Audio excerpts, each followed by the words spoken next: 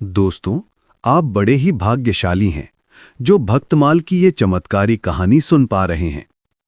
एक बार महाराष्ट्र की पवित्र भूमि पर एक बालक जन्मा, जिसके हृदय में भक्ति जन्म से ही भरपूर थी।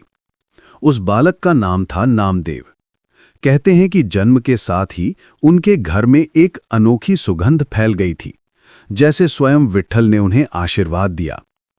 जब नामदेव 5-6 साल के थे, वे हर रोज पंढरपुर के मंदिर में जाते और भगवान विट्ठल को बाल सुलभ प्रेम से पुकारते।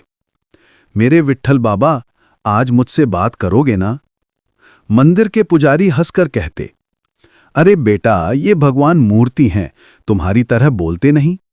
लेकिन नामदेव की भक्ति नदी की धारा की तरह निर्मल और अटूट थी। उनका विश्वास पत्थर को भी पिघला देने की शक्ति रखता था। एक दिन नामदेव प्रसाद लेकर आए और भगवान के सामने बैठ गए। उन्होंने थाली रखी और बोले, जब तक आप प्रसाद नहीं खाएंगे, मैं भी कुछ नहीं खाऊंगा विट्ठल बाबा। घंटे बीत गए। मंदिर में शांति थी, पर नामदेव की आंखों में आंसू और विश्वास दोनों एक साथ चमक रहे थे। उनकी पुकार इतनी सच्ची थी कि वह स्वर्ग लोक तक पहुंच गई। विट्ठल मुस्कुराए और उसी क्षण देवालय की प्रतिमा से एक दिव्य प्रकाश निकला और भगवान विट्ठल साक्षात प्रकट हो गए।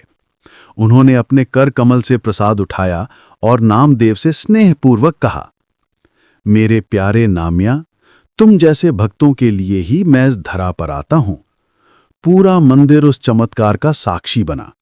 घंटे अपने आप बजने लगे, फूल झरने लगे और वातावरण विट्ठल विट्ठल से गूंज उठा। उस दिन के बाद जहां भी नामदेव जाते, विट्ठल उनके साथ साथ चलने लगते, कभी अदृश्य, कभी साक्षात। कहते हैं कि कई बार लोग देखते थे कि एक दिव्य पुरुष नामदेव के पीछे पीछे हल्के प्रकाश के रूप में चल रहा है। नामदेव जहां कीर्तन करते, वहां हवा भी भक्ति से भर जाती। लोग कहते, जब नामदेव गाते हैं तो लगता है स्वयं विट्ठल उनकी जिह्वा पर बैठे हैं। संत नामदेव जी की कथा हमें सिखाती है, सच्ची भक्ति से भगवान को पाया जा सकता है।